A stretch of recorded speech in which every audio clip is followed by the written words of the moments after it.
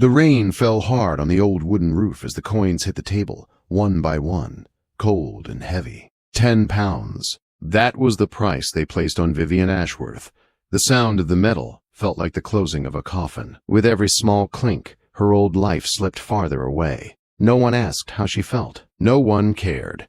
To them, she was just a quiet girl with no voice, no past that mattered, and no future worth saving. They called her mute. They called her broken. Vivian let them.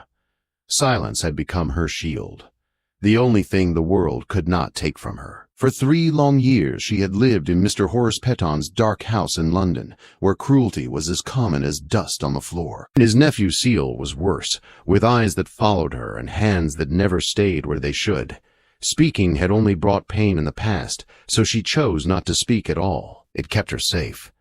But before all of this, Vivian had been someone else. She was born in Vienna to a beautiful French countess named Marguerite de Valker. Her mother was light and warmth in human form, loved by everyone who met her. Vivian's father was a British diplomat who never claimed her in public. He loved his comfort more than his child. Still, Vivian's early years were filled with travel, music, and words from many lands. She learned French from her mother, German from the salons of Austria, Italian from servants who adored her, and Russian from a strict tutor. Later came Spanish, Latin, and Greek. By the time she was 12, she could understand almost anyone in any room. Then her mother died. A fever took her away while Vivian was far from home at a school in Switzerland. The girl never cried. The pain was too deep for tears. Her father sent a short letter, and nothing more. Soon after, he decided she was an inconvenience and sent her to Mr. Petton as a burden to be hidden. That was when Vivian learned what it meant to be truly alone. At Petton's house, silence became her armor. The more she said nothing, the less they noticed her. They forgot she was there. They spoke freely around her. They shared secrets. She listened. She learned. She waited. Then, one rainy Tuesday, everything changed. The Duke of Ashford came to the house looking for a wife. He did not want love or comfort. He wanted a solution. Mr. Rabbit and Gunshot. Petton, smelling profit, offered him the mute girl, a wife who would never speak, never argue, never demand anything. £10 was agreed upon.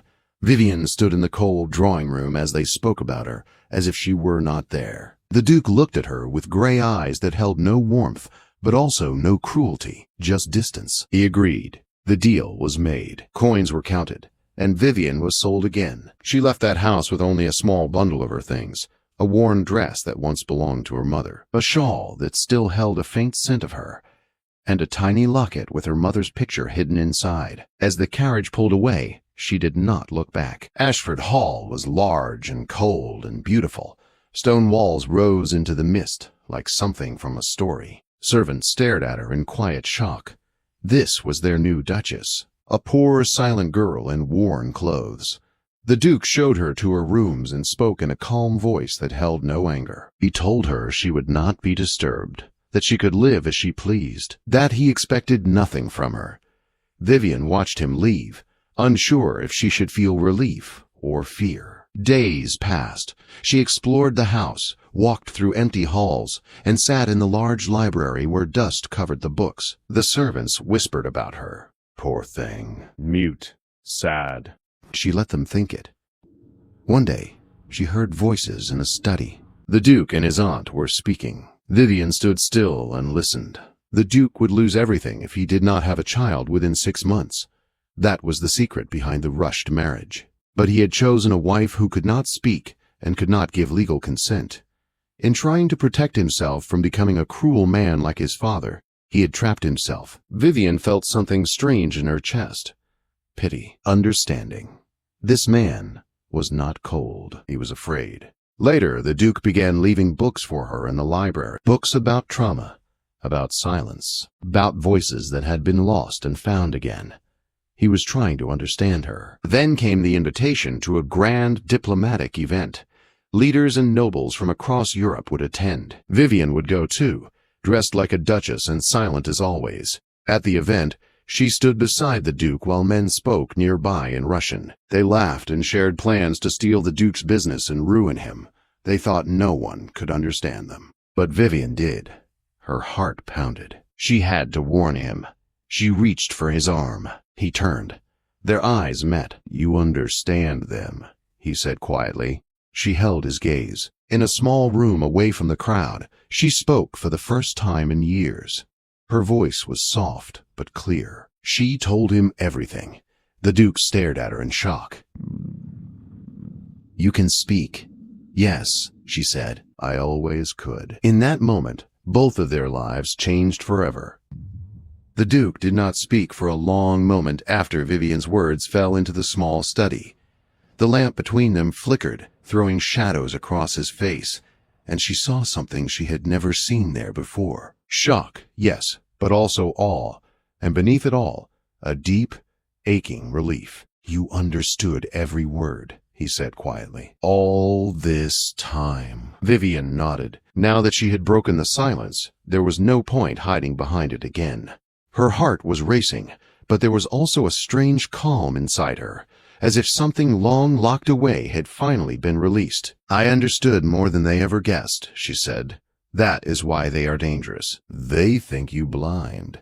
They think me invisible." He ran a hand through his dark hair and let out a breath that sounded almost like a laugh, though there was no humor in it. "I married a woman for 10 pounds, he said slowly, "and discovered she is the cleverest person in the room." She met his gaze. "You did not marry me for my mind. You married me because you thought I would never speak." "Yes," he admitted, "and I was wrong." They returned to the ballroom as if nothing had happened. Vivian slipped back into her role, eyes lowered, lips closed. But everything felt different now. The Duke stood closer to her, his hand brushed against hers, steady and protective. Over the next days, their secret meetings began. Each morning, Vivian went to the Duke's study. The door was locked. The curtains were drawn. There, she told him everything she had heard and everything she knew. Names, languages, dates, motives. She explained how the men spoke when they believed no one understood them, how greed loosened tongues faster than wine. The Duke listened like a man starving for truth. He asked questions. He wrote notes. He trusted her.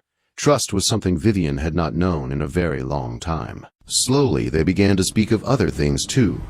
Not plans or danger, but memories. He told her about his mother, how she had grown smaller each year under his father's cold rule, how the house had felt like a prison even when it glittered. Vivian told him about her own mother, about laughter in grand rooms that were never truly home, about love given freely and paid for dearly. They were alike in ways that surprised them both. Two children shaped by loss, two people who had learned to survive by building walls. One afternoon, as autumn light spilled through the tall windows, the Duke asked her a question that caught her off guard. "Why did you never speak?" he said. "Not even to save yourself." Vivian was quiet for a moment. Then she answered honestly, "Because every time I spoke before, it was used against me. Words were twisted. Promises were broken. Silence was the only thing no one could take." He nodded slowly. "I understand that more than you know." Something softened between them after that. The distance remained, but it was no longer empty. It was careful. The plan took shape as winter approached. The Duke would host a grand gathering at Ashford Hall. The very men plotting against him would attend, certain they had already won. Vivian would listen one final time. And then, when the moment came, the truth would be revealed. But such a plan required courage. It required Vivian to stand before a room full of powerful men and speak openly. The thought made her hands shake at night when she was alone. The Duke noticed. One evening he found her in the library, staring at nothing. "You do not have to do this," he said gently. "I will find another way." She shook her head. "If I hide again, I will never forgive myself. I have been silent long enough." He looked at her for a long moment. Then he nodded. "Then I will stand with you." In the weeks that followed, something else grew between them. Something neither had planned. It started with lessons.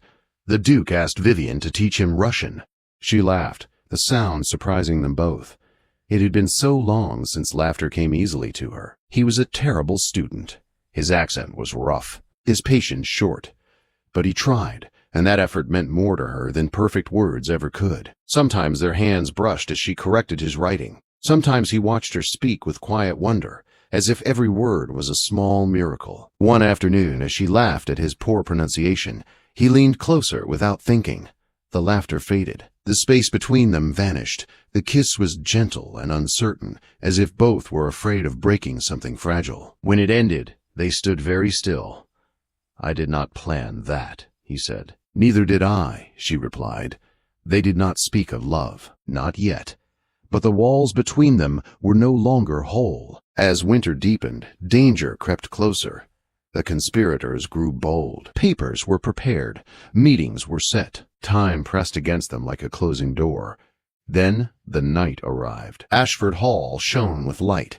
Candles glowed. Music filled the halls. Guests arrived in silks and dark coats, smiling and bowing and hiding knives behind polite words. Vivian moved among them, quietly, listening. Russian, French, German. Each language told the same story. They believed victory was near. At the appointed hour, the Duke stepped forward. The room fell silent, of trust, of family honor. Then he turned to Vivian. "My wife has something to say." The room stirred with confusion and amusement. Vivian stepped forward. For a heartbeat, fear threatened to pull her back into silence. She thought of Mr. Piton, of the coins, of every time her voice had been punished. Then she looked at the Duke. He met her gaze, steady and sure. She spoke. Her voice carried across the room, clear and strong. Gasps rippled through the guests. Faces drained of color. She spoke in English, then Russian, then French. She named names. She spoke of forged documents and whispered deals. The room erupted. Men shouted. Others fled. Guards were called. The conspirators were exposed, their confidence collapsing into panic. When it was over, when the guests were gone and the hall was quiet once more, the Duke took Vivian's hands in his. "You saved everything," he said. "No," she replied softly. "We did."